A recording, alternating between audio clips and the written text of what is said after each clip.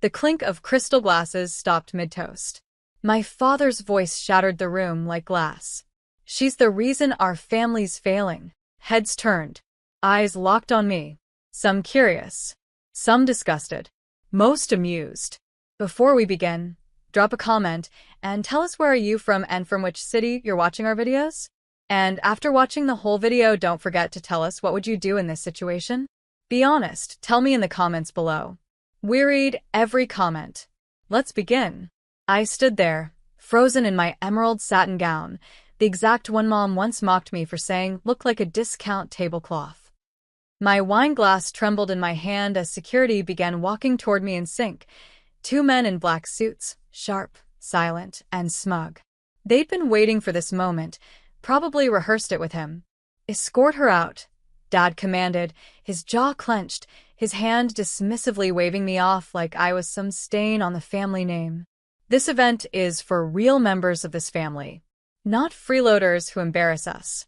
The gala had gone quiet except for murmurs, the kind that taste like humiliation.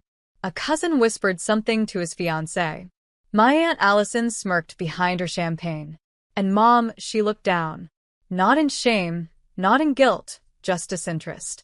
I was alone. Again. Security reached for my arm, and I pulled it back. No way I was going to be dragged out like some scandal. If they wanted a scene, I'd give them one, but not the one they expected. I stepped back, lifted my chin, and just before turning toward the giant doors behind me, I said loud and clear, "Then I guess you'll hate who's coming next." Gasps. One of the double doors opened, and there he was. 6'2", charcoal black suit, jawline sharp enough to cut silence. His watch alone could cover my family's mortgage. My husband, my secret, until now, walked in with the confidence of a man who already owned the room.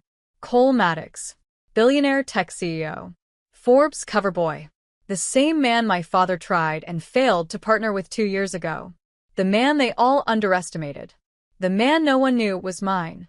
And the second he reached my side, took my hand, and kissed it without breaking eye contact with my father. That's when their faces went pale. Silence smothered the gala like a thunderclap had struck mid-ceiling. My father didn't blink. His jaw hung open slightly, then clenched, then unhinged again like he couldn't decide if this was real or some bad dream. Cole turned to the crowd, gave the room a polite nod, then leaned down slightly and whispered in my ear, loud enough for my father to hear. "Is this the part where we smile, or burn it all down?" I didn't answer. I didn't need to. The whispers turned into murmurs, the murmurs into rustling. Chairs scraped the floor as people adjusted in their seats to get a better look. Some even stood. The Maddox name didn't just carry weight, it commanded attention. "What's going on?" Aunt Allison asked, already regretting her words. Cole smiled like a man with secrets. "My wife and I were just leaving, but it seems we walked into a family celebration.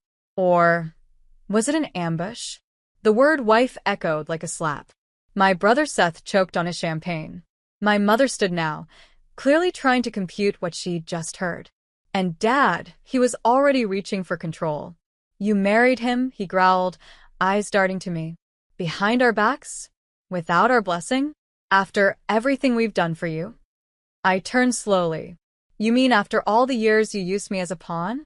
Called me the disappointment? The burden who couldn't make the family look good enough for the donors?" His eyes narrowed. "You betrayed us." "No," I said, stepping forward. "I survived you." Cole's arm slid around my waist, calm and collected. But I could feel the storm behind his stillness. He hated how they treated me, even before he knew the full truth. And I had never told him all of it. Not yet. Because I didn't want him to burn everything. But now, maybe I did. "I'd like to say a few words," Cole said smoothly, taking a mic from the nearby bandstand.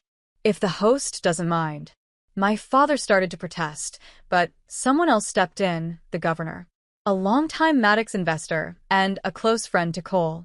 "Actually, I'd like to hear what he has to say," the governor said, folding his arms. "The Maddox name means something in this state." My father turned ghost white. Cole cleared his throat. I won't take long. Just wanted to thank the family that raised the woman I love for teaching her how not to treat people. For every time you shut her out, you made room for her to grow stronger. For every insult, she built armor. And now you'll learn the cost of disrespecting someone who never needed your approval to begin with. He turned to me. Let's go. We've got a flight to catch. I nodded. But before I walked out, I turned one last time. You always told me I was worthless. That I'd never amount to anything. That no one would love me unless I fixed everything wrong with myself. Well, turns out the only thing wrong with me was believing you. Then we walked out.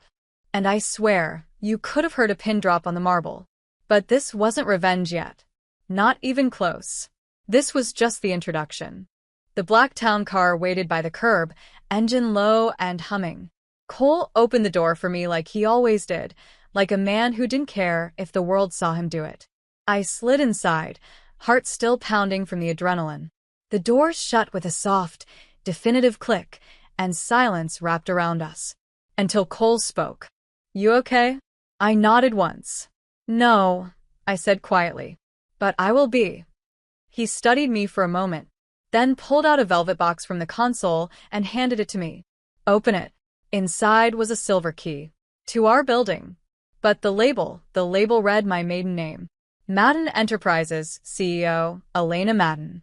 I stared at it. You changed the name of the building? I changed the ownership, he said. To you. My breath caught. But why now?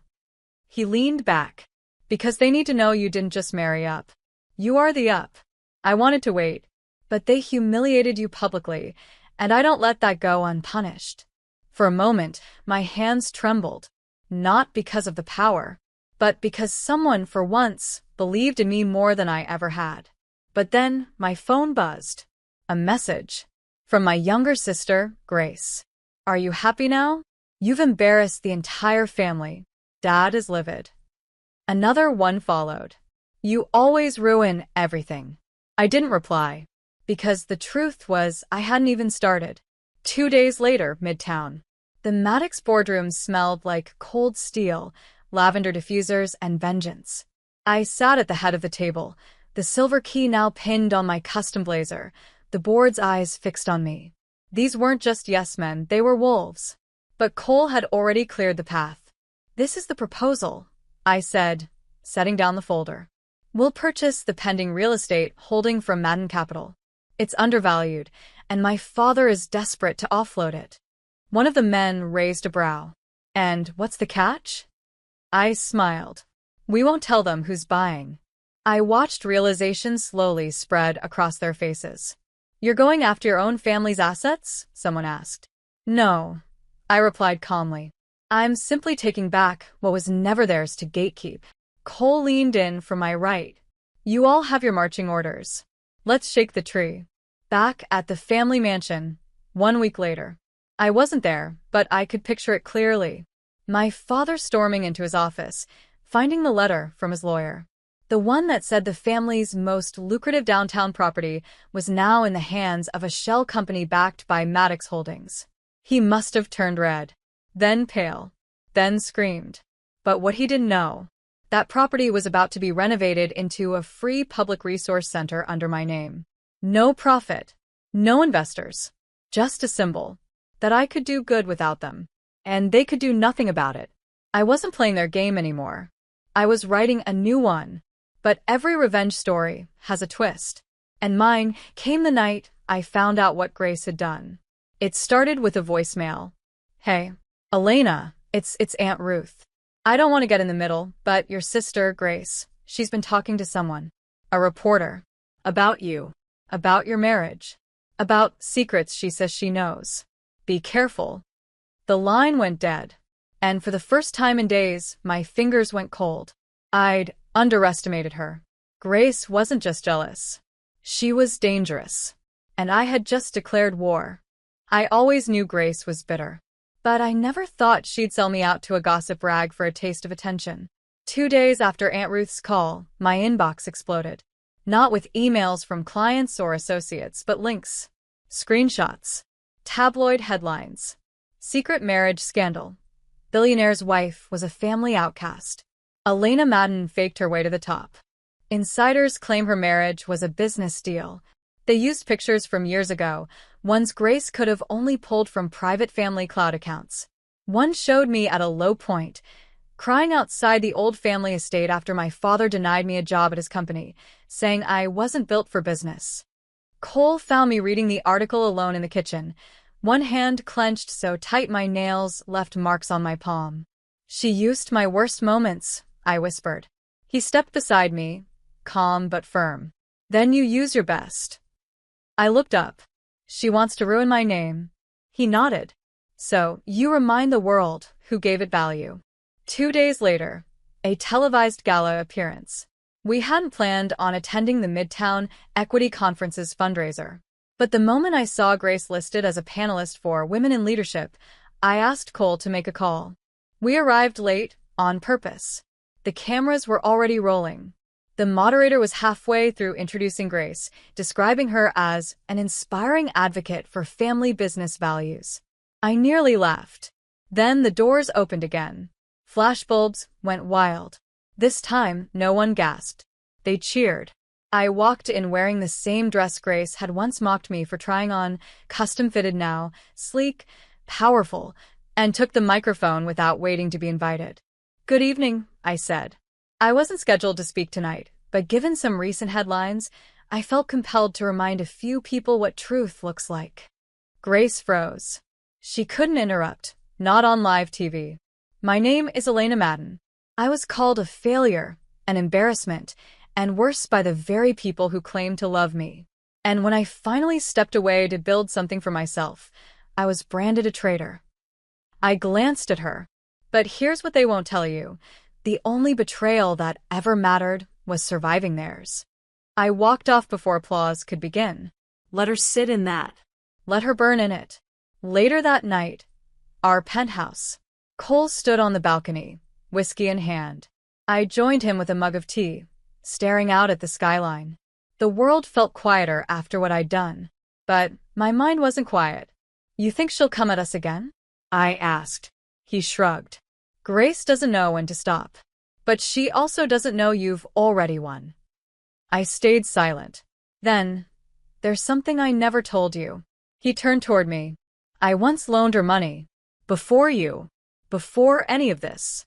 She said she needed it for school. Turned out it was for a getaway trip with her ex. I never asked her to pay me back, but I knew then that she'd sell me out someday." "Why didn't you say anything?" he asked softly. "Because I didn't want you to hate her like I did." He put down his glass. "Elena, you don't get it. I don't hate her." "You don't." "No," he said. "I just don't think about people that far beneath you."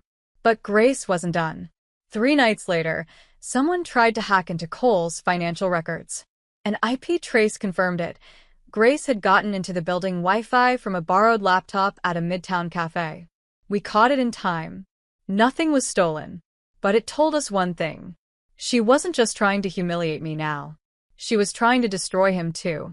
And that was war. I didn't scream. I didn't storm into her apartment or trash her online. No. Grace wanted chaos. So I gave her clarity. We filed a restraining order. Quietly. We pressed charges for digital theft. Silently.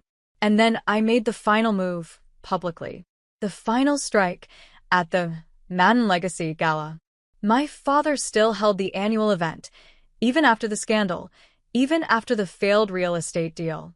He had to keep up the illusion of power. The ballroom looked the same. Velvet ropes, marble floor, pillars dressed in light. But this year, there were whispers long before I arrived. No one said it outright, but I knew what they were thinking. Would she come? I wasn't listed. I hadn't RSVP'd. But I had a key. I entered alone. No Cole. No entourage. Just me. The room quieted before I even reached the steps. Grace was standing next to our father. And when she saw me, she smiled. A small, venom-laced smile, like she knew something I didn't. "Don't bother," Dad said loud enough for everyone nearby to hear. "She's not on the guest list." I didn't blink. I pulled out a thin, leather-bound folder and handed it to the event manager beside him. Read it, I said. He did, and his eyes widened. It's the deed, he stammered. To the venue. Correct, I said. I bought the property last month, which makes me your host. Murmurs rippled through the crowd. Grace's smile dropped. Dad tried to speak, but I cut him off. Save it, I said. I'm not here to fight you. I'm here to end this. I turned to the crowd. Every person I'd grown up trying to impress. Every voice that whispered when I failed. Every guest who had clapped when I was escorted out the last time. You said I was the reason this family failed. That I embarrassed you. That I'd never be anything. And yet here we are. I didn't need your name. Or your money. Or your approval. I looked at Grace. I only ever wanted a sister. Not a shadow. I looked at my father. And I only ever wanted a father. Not a tyrant. My voice trembled, but I held steady. I'm not asking to be accepted anymore. I'm not asking for forgiveness. I'm just showing you you never broke me. Then I walked off stage.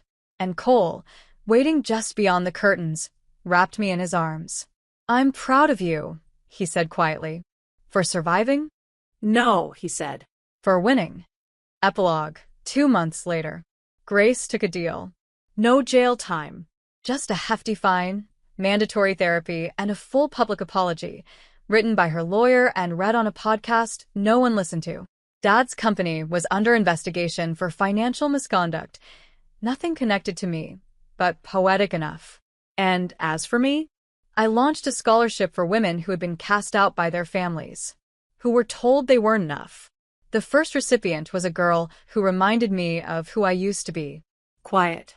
Nervous. Unseen. But not for long. If this story hits you even a little, just hit that like button. It helps more than you think. Don't forget to subscribe if you've ever felt this kind of pain. You're not alone.